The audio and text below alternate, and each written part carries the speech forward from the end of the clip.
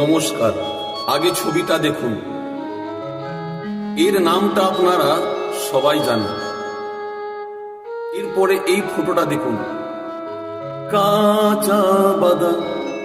কিন্তু এত বড় ভিডিও ভাইরাল হয়ে গেল যে তিলক মালা সব ছেড়ে দিয়ে সোনার চেন পরতে লাগলেন, আংটি পরতে লাগলেন, কিন্তু ভগবান সব কিছু কেড়ে নিলেন।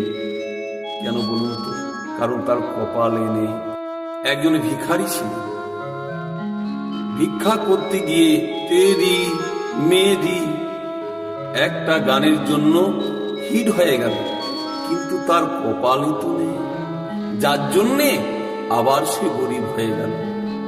ভগবানে দিলে হবে কি, যদি কারো কপালে না থাকে সে কোনোদিন বড়লোক হতে পারবে না।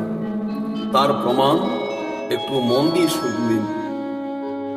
বাবা ভোলানাথের পুজো করতেন প্রত্যেক দিন একজন ভক্ত, কিন্তু সে অনেক গরিব। প্রত্যেক দিন ভিক্ষা করত, আর ভিক্ষা করে যাটুকু পেত এনে তাদের ঘর পরিবার চলত। কিন্তু প্রত্যেক দিন সকালে বাবা ভোলানাথের পুজো না করলে ভিক্ষা করতে কোনোদিন যেত না। একদিন আদ্যার শক্তি দুর্গা দেবী বললেন, হে না, আপনার কেমন বিচার?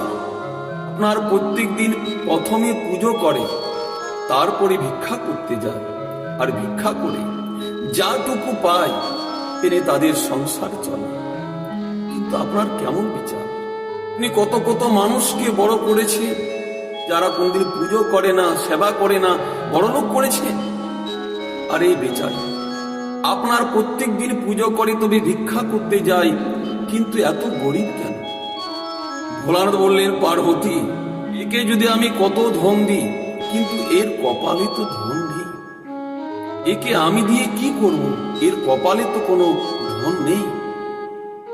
মা পার্বতী বললেন, হে নাথ, একবার দিয়ে দেখুন না, এত কষ্ট থেকে সে তো সুখে থাকতে পারবে। মা পার্বতীর কথা শুনে ভোলানাথ কি করলেন না, একটা সোনার থাল রাস্তার মধ্যে ফেলে দিলেন।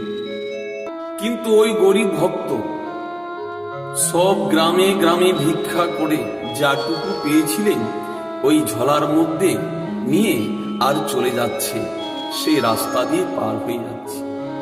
কিন্তু যখন ওই সোনার থালাটার কাছে এসেছে, তখন তার মনে হয়েছে কি জানে, যে আমি তো চোখে দেখতে পাচ্ছি, কিন্তু যারা অন্ধ মানুষ তারা গ্রামে গ্রামে ভিক্ষা করে কি করে? তাহলে আমি একটু চেষ্টা করি তো, যে তাদের কত কষ্ট হয় অন্ধ হয়ে ভিক্ষা করতে। কি করলে না, যখন ওই সোনার থালার কাছে এসেছে, চোখগুলো বন্ধ করে, অন্ধরা কেমন করে যায় ভিক্ষা করতে সেই জিনিসটা নিজে বোঝার জন্যে চোখগুলো বন্ধ করে আর ওই সোনার থালাটাকে পায়ে করে ফেলে দিলেন, আর সেই রাস্তা দিয়ে চলে গেলেন।